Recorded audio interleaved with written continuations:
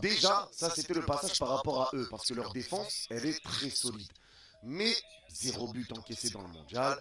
Maintenant, il faut aussi trouver des solutions devant. Comme tu l'as dit, Lamine Yamal, blessure un petit peu, Coupe du Monde un peu compliqué pour lui, c'est difficile. Nico Williams était blessé, mais devrait être de retour. Oyarzabal, on sait qu'il peut être décisif, mais à certains moments, il disparaît et c'est un peu complexe. Donc, on sait qu'offensivement, c'est un peu dur. Maintenant, tu as un Dani Olmo en numéro 10 qui fonctionne très bien. Un Pedri que j'ai trouvé très en dessous contre le Portugal, comme Vitinha d'ailleurs, mais ça a été en dessous. Rodri, lui, par contre, est vraiment dans sa Coupe du Monde aussi, il fait du bien. Donc, comme tu le dis, tu n'arrives pas totalement serein pour l'Espagne, mais tu sais que tes joueurs peuvent faire des différences à tout moment.